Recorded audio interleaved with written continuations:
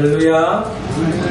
늘 우리를 챙겨주시고 또 우리와 함께 하시고 우리가 복된 길로 가기를 늘 원하시고 또한 생각하시는 우리 주님을 향하여 할렐루야 찬양대에서 귀한 찬양을 올렸습니다. 우리 주님께서 영광 중에 받아주신 줄로 믿습니다. 찬양의 가사처럼 어떠한 삶의 자리에 놓여있다 할지라도 하나님이 나와 함께 하시고 하나님을 붙잡아 주시고 하나님을 나를 승리 길로 인도해 주신다고 하는 그 믿음으로 믿음의 길을 걸어가며 매일매일 하나님 나라를 살아가는 우리 모두가 되기를 주의 이름으로 축원합니다. 우리 옆사람과 미사람 주다 주님이 함께 하십니다. 주님이 함께 하십니다. 열왕기하 5장에 보면은 아람 왕의 군대 장관 나만 장군을 우리가 만날 수 있습니다.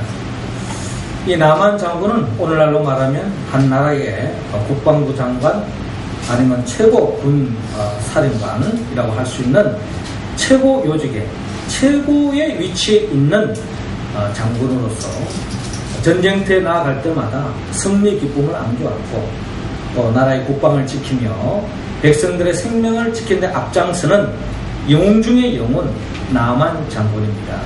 이 나만 장군은 아람국에 있어서 모든 백성들의 추앙을 받고 존경받고 흠모하는, 그래서 자식을 낳으면 나만 장군같이 되었으면 좋겠다 하는 것이 아들을 낳는 부모의 마음 소망이듯이 이 나만 장군이 그만큼 아람국에서 영웅 중의 영웅이었습니다. 이렇게 모든 사람으로부터 흠모함을 받고 또 존경을 받았던 나만 장군이지만은 이 나만 장군에는 겉으로 보기에는 나타나지 않는 자신만의 고민, 고통, 아픔이 있었습니다. 그것은 바로 그 당시에 불치병이라고 할 수 있는 문둥병에 걸렸던 것입니다. 이제 문둥병에 걸려서 겉으로는 화려하고 또 화려한 갑옷을 입어서 모든 사람들이 흠모를 받지만 사실 속 안에는 썩어진 냄새가 나는 한마디로 죽음에 이르는 절망 속에 고민 속에 나날을 보냈던 것이 나만 장군입니다. 그런데 이 나만 장군이 복음을 접하게 됩니다. 그 복음은 바로 이스라엘에서 잡혀온 한 어린 소녀가 이 소녀가 들려준 복음이 있는데 그 복음은 바로 엘리사 선지자를 만나면 그분이 하나님의 능력으로 어떤 병도 다 고칠 수 있다고 하는 복음을 접하게 되었습니다. 자, 이 소식을 접하고 나만 장군은 엘리사를 만나러 갔어. 엘리사의 도움으로 궁극적으로 온전히 치유함을 받는 그 같은 놀라운 복을 경험하는 것을 바라볼 수 있었습니다. 이처럼 어린 한 소년의 누군가의 복음을 전해주지 않았더라면 이 나만 장군은 결국 절망 속에 죽음에 이를 수밖에 없었습니다. 그러나 이 소녀의 복음을 통해서 살 길이 열렸다라는 것입니다. 우리 주위에는 겉으로 보기에는 멀쩡하지만 속으로는 고통과 절망의 사슬에 속박당하는 사람들이 많이 있습니다. 여러분, 물질적으로 경제적으로 풍요하면 예전의 삶보다는 더 부유하기 때문에 더 풍족하기 때문에 아무런 어려움이 없을 것이다 라고 생각하지만 그렇지 않습니다. 통계적으로 보더라도 선진국으로 가면 또 경제적으로 풍요하면 풍요할수록 더욱더 우울증에 빠지는 사람이 많고 더욱더 고통 속에 밤잠을 이루지 못하고 세월을 보내는 사람들이 흔하다는 것입니다. 겉으로 보면 좋은 집에 좋은 차에 명품 옷을 입고 명품 지갑을 들고 다니지만은 그 속마음은 나만 장군처럼 문드러지는 고통 속에 절망 속에 살아가는 사람들이 우리 주에는 많다는 것입니다. 그러면서 오늘 성경의 본문의 말씀을 보면은 더러운 귀신에게 속박을 당한 어린 여자아이가 있었고 귀가 먹고 들을 수 없는 청각장애자가 있습니다. 한마디로 귀신 들려서 참된 행복을 누릴 수 없는 사람, 또 날 때부터 이 귀가 들리지 않고 말하지 못해서 정말 정상적인 삶을 살아가지 못하는 이 두 사람이 결국 누군가의 도움의 손길에 의해서 주님을 만나게 되어지고 주님의 은총 속에 건강을 되찾아서 행복한 삶을 나아가는 것을 오늘 성경은 우리에게 보여주고 있습니다. 그렇습니다. 예수 그리스도께로 나아가면 육체적인, 정신적인, 영적인 속박으로부터 벗어나며 참된 해방과 자유와 기쁨과 행복을 누릴 수 있는 길이 있다. 그 길이 바로 예수 그리스도라는 것입니다. 우리는 이미 이 예수 그리스도를 믿음으로 이 하나님의 복을 이미 우리는 맛보았습니다. 하나님은 오늘 성경의 본문처럼 이처럼 누군가의 도움이 필요한 그 손길들에게 도움을 전해줘야 되는데 저와 여러분들이 그 중보의 사역을 감당하여서 우리 주위에 아직도 어둠의 권세, 마귀로부터 환경 속에 절망 속에 놓여있는 그들을 참된 자유와 기쁨과 해방을 안겨주기 위해서 우리가 해야 할 일이 있다는 것입니다. 오늘 성경의 본문을 통해서 우리가 해야 할 일이 무엇입니까? 먼저 오늘 성경 본문 26절을 통하여 예수님께 간구하라고 말씀하고 있습니다. 자, 26절 우리 같이 한번 읽어봅시다. 시작. 그 여자는 헬라인이요 수로보닉의 족속이다. 자기 딸에게서 귀신 쫓아내 주시기를 간구하라를. 아멘. 저를 따라하시기 바랍니다. 예수님께 간구합시다. 예수님께 간구합시다. 예수님께서 하나님 나라의 확장을 위해서 사역을 펼치지만 예수님도 인간의 몸을 지니고 오셨기 때문에 육체적으로 정신적으로 아주 피곤했습니다. 또 예수님은 새로운 사역을 펼치기 위해서 잠깐 쉬고자 하는 마음으로 이방인 지역의 두로 지방에 이르게 되었습니다. 그러나 예수님께서 이 이방 지역 두로 지역에 이르렀을 때에 이 소식을 들은 한 여인, 수로보릭의 여인이 예수님께 다가와서 간구합니다. 그 간구의 내용은 다름이 아니라 이 사랑하는 자신의 딸이 그 참 이쁜 그 딸이 귀신에 들렸다는 겁니다. 귀신에 들려서 사람다운 인생을 살아가지 못하고 귀신의 영이 이끌렸어요. 귀신이 시키는 대로 불구덩이에 들어가고 물구덩이에 들어가고 정말 온전한 삶을 살아가지 못하는 이 딸을 바라보면서 얼마나 가슴이 문드러졌겠습니까? 그래서 이 딸을 살릴 수 있는 유일한 길은 예수께로 가면은 모든 병도 나을 수 있다고 하는 그 복음을 이미 접했기 때문에 이 사랑하는 딸을 살려달라고 예수님께로 다가가서 예수님께 간절하게 간구하고 있는 모습을 오늘 성경은 우리에게 보여주고 있습니다. 그런데 예수님의 답변이 아주 의외입니다. 예수님께서 오늘 보면 27절에 보면 이렇게 말씀합니다. 자녀로 먼저 배불러 먹게 할지니 자녀의 떡을 취하여 개들에게 던짐이 마땅치 아니하니라 라고 말씀합니다. 주님께서 이 땅에 생명의 떡을 가지고 오셨는데 복을 가지고 오셨는데 이 복을 하나님의 백성, 어떻게 본다면 이방인과 비교해 본다면 이스라엘 사람들에게, 자기 민족들에게, 하나님의 백성들에게 이 복을 나눠주었다고, 생명의 떡을 나눠주겠다고 하는데 이 이방 여인이 이 은혜를 입고자 하니까 예수님께서 말씀하시기를 자기 자녀에게 줄 떡인데 이 자녀를 줄 떡을 어떻게 개에게 주는 것이 마땅하겠느냐? 개에게는 줄 수 없다. 내 사랑하는 자녀에게 주겠다. 이런 식으로 이야기하는 거예요. 자, 이 말을 들었을 때에 아마 이 여인은 아주 자존심 상했을 거예요. 은혜를 받고자 원하는데 마치 자기 자신을 개 취급하고 있는 겁니다. 이때 우리 정서를 우리가 좀 이해를 해야 됩니다. 유대인들의 정서는 이방인들을 다 개 취급을 했습니다. 왜냐? 유대인들의 입장에서 본다면 그들은 하나님의 율법을 가진 자로서 하나님의 계명대로 살았습니다. 그래서 먹어야 할 것 먹지 않아야 돼, 가야 할 것 가지 않아야 할 것, 지켜야 할 것 지키지 않아야 할 것, 또 시간적으로 일해야 할 시간이 있고 일하지 않아야 할 시간, 이것에 분명한 구별이 있었어요. 분별이 있었습니다. 그래서 하나님이 기뻐하는 게 뭔가 하나님이 기뻐하지 무언가를 잘 알았습니다. 심지어 음식물까지도 먹어야 할 것이 있고 먹지 않아야 할 것이 있다는 겁니다. 그런데 이 유대인들의 입장에서 이방인들을 보면요, 이들은 그런 구별이 없습니다. 뭐 이것저것 가리지 않는 거죠. 뭐든지 다 먹습니다. 특별히 여러분 개를 보면은 개는 잡식동물입니다. 뭐 소처럼 풀만 먹는 게 아니죠. 개는 뭐든지 다 먹습니다. 심지어 제가 어릴 때에 이 개를 보면 참 그날 기분 좋지 않은 날은 이 개가 쥐약을 먹은 쥐를 먹어가지고 결국에는 이 개가 고통 속에서 거품을 입으면서 동네를 돌아다니면서 뛰어다니면서 그냥 발작하는 이런 그 죽음을 향해 달려가는 모습이죠. 참 그러고 보면 참 마음이 안타까운데 사실 개들은 뭐 잘 구별하지 못합니다.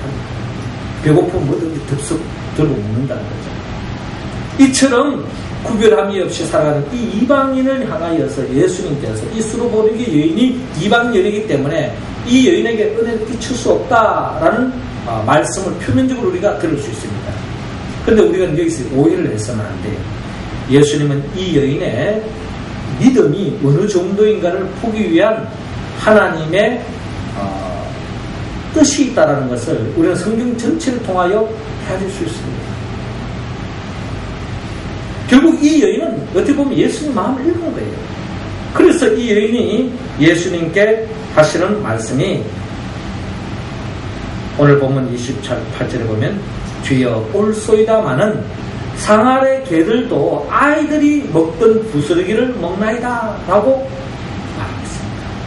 그러니까 아이들이 먹고 흘러내리는 부스러기라도 너도 먹었어.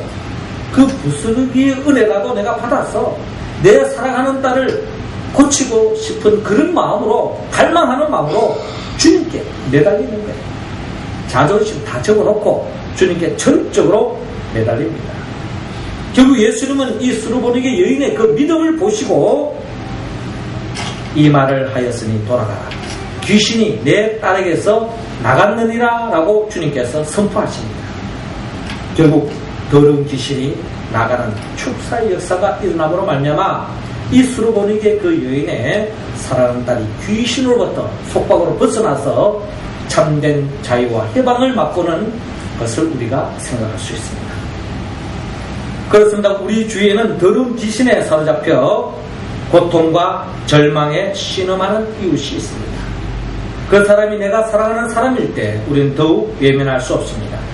그러나 사랑하는 사람이라 할지라도 귀신에 들린 사람, 우리 힘으로는 어찌할 수 있는 도리가 없는 사람이 있어요. 인간의 힘으로는 해결할 수 없는, 의학의 힘으로 해결할 수 없는, 상담으로 치유할 수 없는 그 같은 귀신의 영에 사로잡혀서 절망 속에, 고통 속에, 불행 속에 나라를 살아가는 사람들이 우리 주위에는 너무나도 많다는 겁니다. 요즘 우리가 신문지상에 보면 끊임없이 성폭력으로 인해 가지고 참 눈뜨고 볼 수 없는 비참한 역사들이 계속 진행되고 있습니다.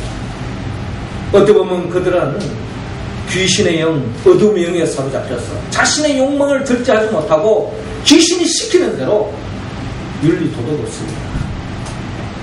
사람이고자 하는 생각을 뛰어넘어 짐승 그 이상의 행동을 하고 있는 것이 오늘 이 시대 속에 살아가는 사람들, 무엇으로 그들을 사람다운 삶으로 인생길을 인도할 수 있겠습니까? 그것은 바로 그들을 복음을 들어갈 수밖에 없습니다. 주님을 만나야 합니다. 그러나 그들이 교회로 인도한다고 해서 교회로 나오지 않죠. 우리는 무엇보다도 우리가 그런 사람들을 바라볼 때 정죄하고 돌을 던지기 이전에 그런 생명, 그런 사람들이 오늘 이 사회 속에 얼마나 많은지 우리가 헤아리면서 그 죽어가는 생명들, 불쌍한 생명들을 놓고 우리가 가슴에 품고 그 생명을 위해서 우리는 기도해야 하겠습니다. 수로보니게 여인이 이 사랑하는 딸을 살리기 위해서 주님 앞에 자존심 다 내려놓고 간구하고 기도했던 것처럼 그런 절실한 기도가 우리에게는 필요하다라는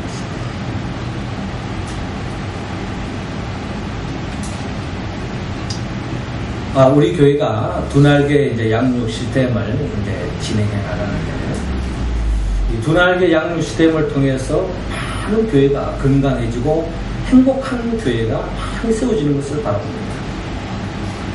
제가 이제 우리 교회를 부임하기 전에 한 5년 전에 울산에서 제가 또 담임 목사로 3년간 사역한 적이 있습니다.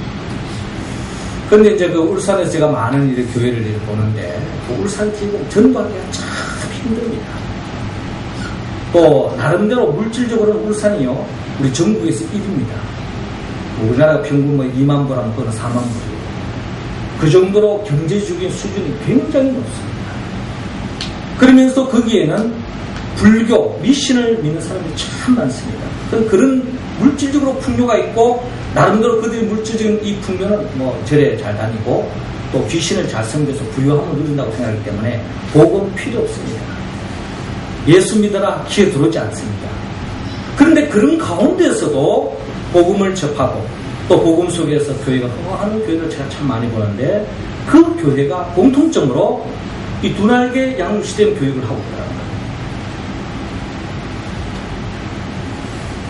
그래서 제가 이제 이 울산을 이제 떠나면서 우리 명륜제일교회 부임하기 전에 제가 마지막으로 만난 목사님이 제 고향 교회에 섬기는 교회, 대흥교회예요.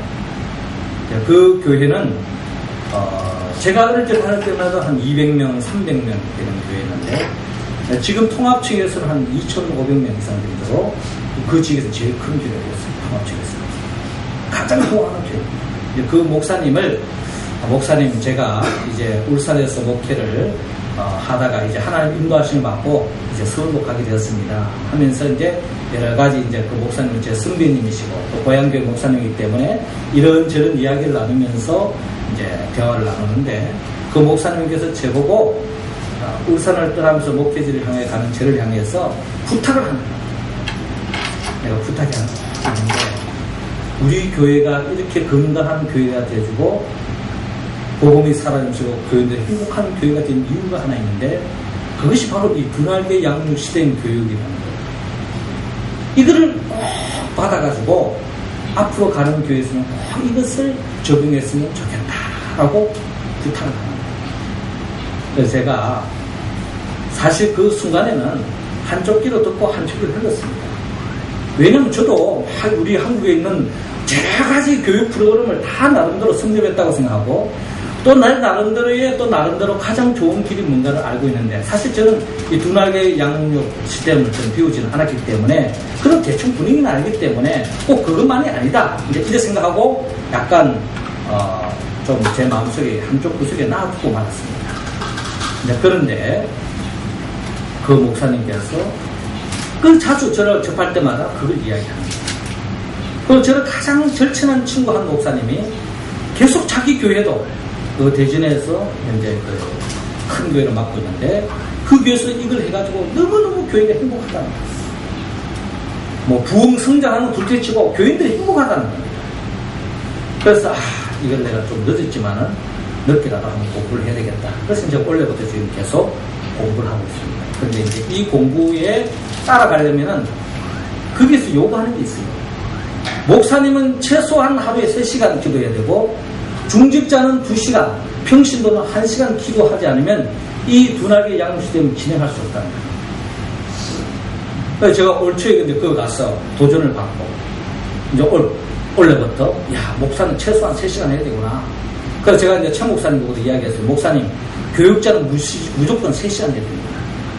그러니까 중직자들, 앞으로 이제 뭐 장로님이나 또 우리 안수 집사나 권사들은 최소한 2시간. 뭐 그렇게 하면 최소한 새벽 기도는 다 나와야 되는 거죠. 그리고 평신도는 1시간 이 기도를 하지 않으면 이 두 날개 양육 시스템이 나갈 수 없다는 거죠. 자, 이거는 뭐냐? 이 두 날개 양육 시스템은 뭘 딴 걸 이야기하는 가장 성경적인 주가는 생명을 사귀는 이 복음이 우리 가운데 살아 역사하기 위해서는 성령이 역사해야 되는데, 그 성령의 역사는 기도를 통해서 이루어진다는 거예요.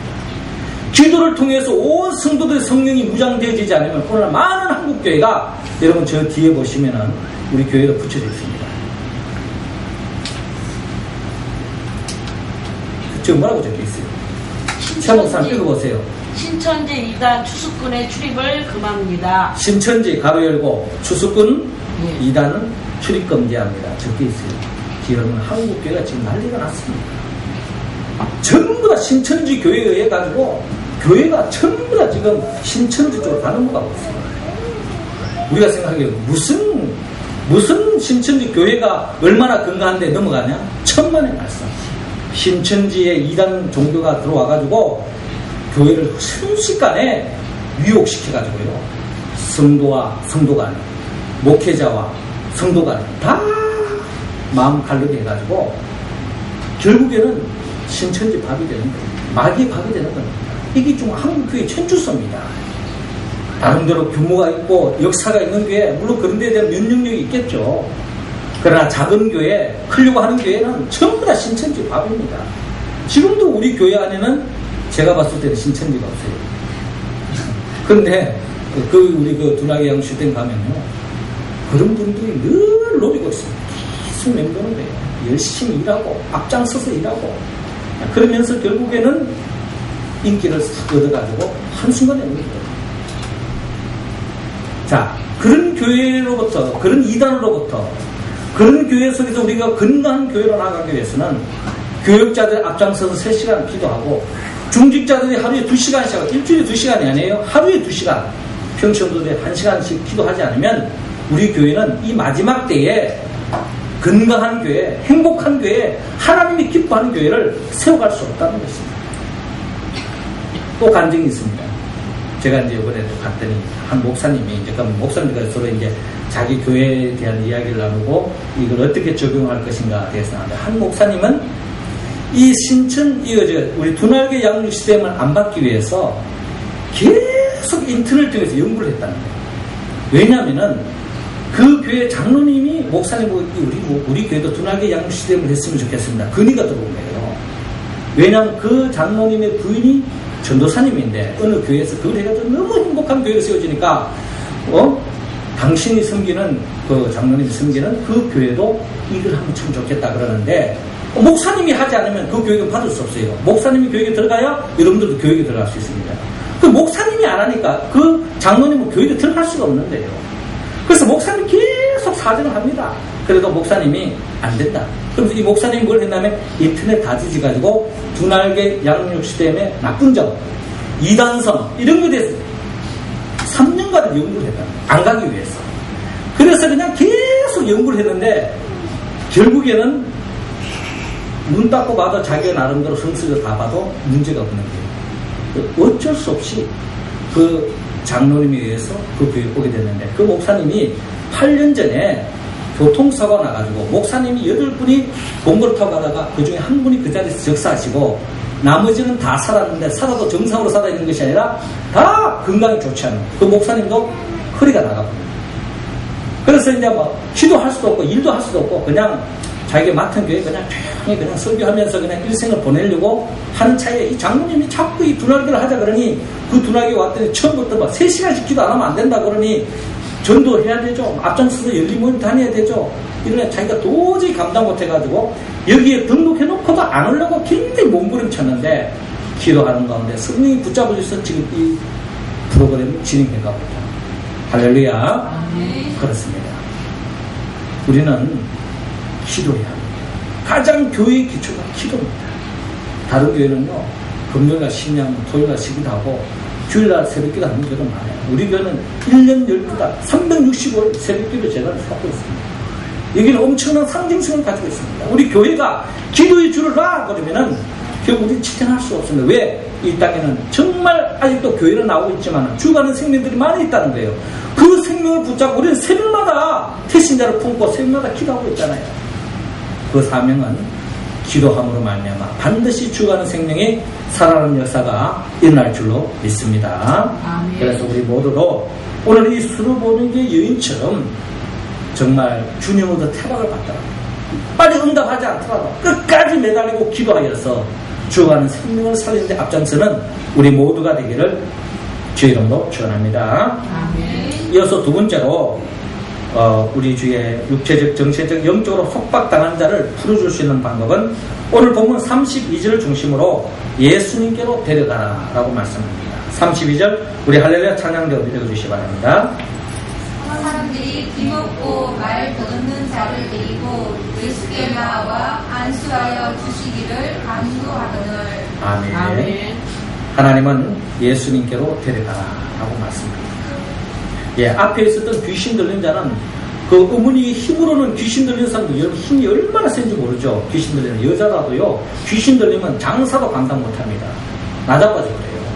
제가 학교 다닐 때 귀신 들린 한 여인을 치료한답시고 5명이 달라들다가 그 귀신 들린 여자가 한 몸을 뿌리쳐보니까 5명이 뒤로 따라들어버렸습니다. 그 정도로 힘이 셉니다. 그 사람이 무슨 옛날에 무슨 운동한 사람이 아니에요. 귀신 들리면 감당치 못해요. 그래서 귀신 들린 딸을 주님께로 데려올 수가 없는 것입니다. 데려올 수 없는 상황에서는 어쩔 수 없는 거고, 오늘 이어지는 또 하나의 본문에 보면은 앞을 볼 수 없는 그 사람은 귀를 듣지도 못하고 또 말하지 못하는 이 사람에 대해서는 가족인지 사랑하는 사람인지 데리고 주님께로 데리고자네요. 자, 주님께 들어왔을 때에 예수님께서 이방 지역을 두루 다니시면서 결국 갈릴리 호수가에 이르렀을 때 일대 사람들이 기묻고 어눌한 자를 예수님께로 데려왔습니다. 그래서 안수하여 주기를 간구했죠. 그때 예수님께서 이 데리고 온 사람을 향하여서 무리에서 약간 다른 쪽으로 옮기게 합니다.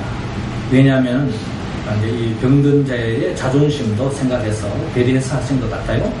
또 그러면서 이 병든 자를 향해서 예수님께서 치유의 기도를 하시는데, 특별히 손에다가 침을 뱉고 그 침을 또 귀에다가 넣어서 주님께서 말씀하시죠. 에바다 하고 선포합니다. 그 순간에 귀가 열리고 혀가 풀리는 치유 역사가 일어나는 것을 바라볼 수 있습니다. 이처럼 말하지도 못하고 듣지 못하는 이 사람은 주님께로 데리고 옴으로 말미암아 치유 역사가 일어났다는 것입니다. 이처럼 우리 주위에도 이 마귀의 영에 울려서 속박 속에 눌림 속에 살아가는 그런 자들을 우리는 주님의 교회로 인도해야 합니다. 교회로 데리고 나와야 된다는 거죠. 그런데 그런 사람은 잘 교회에 안 나와요. 나오자 그러면 또 다른 데는 어디든 다 가려고 교회 가면 무조건 딱 거부를 합니다. 근데 그럴 때에 물론 이제 오늘 이 영역은 물론 우리가 어떤 그 육체적인 어떤 의학적으로 나야 할 병이 있지만 마귀의 역사로 인해서 이렇게 말을 못하고 듣지 못하는 그런 경우에 있어서는 주님께로 가야만이 해결되어질 수 있다는 거예요. 근데 주님께로 데려올라 그래도 자기가 거절하면 못 오는 겁니다. 그래서 우리 주위에 이런 사람들이 많이 있다. 특별히 죄에 눌린 사람은 절대로 교회에 나올 수 없습니다. 왜? 자신의 어둠의 정체가 드러나기 때문에. 지난주 우리의 말씀 나눴잖아요. 우리 사람의 속마음이 얼마나 더러운가. 그런 죄에 물들어져 있는 사람들은 교회에 나오는 것도 두려워서 못 나옵니다.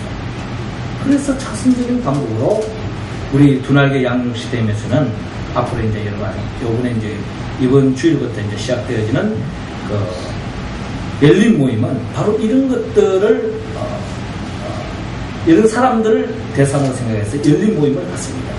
그래서 교회에 일단 나오게 하는 것이 아니라 제3의 장소를 정해놓고 거기에서 예배를 드리면서 복음을 접해서 예수를 영접하기 위해서 그런 교제 속에서 자연스럽게 우리 교회에 나올 수 있도록 그런 시스템, 전도 시스템이 두날개 양육 시스템이 있고, 오늘부터 시작되는 이 교육이 바로 이제 그런 교육입니다. 그래서 그런 훈련을 받아서 어떻게 해서 바깥에서 믿지 않는 사람들을 데리고 교회로 나올 수 있게 하는가 하는 어떤 그런 방법들을 교육을 하게 될 텐데, 여러분들이 또한 많이 참석해 주시기 바랍니다. 이처럼 주님께로 나와서 주님과 접하면 어떤 질병도 나음을 입을 줄로 여러분 믿으시기 바랍니다. 더 나아가 세 번째로 또 우리가 정말 육체적으로 정신적으로 눌려있는 그들을 해방시켜 주기 위해서 오늘 보면 36절에 보면은 예수님을 전파하고 나섭니다. 36절 다 같이 한번 읽겠습니다. 시작.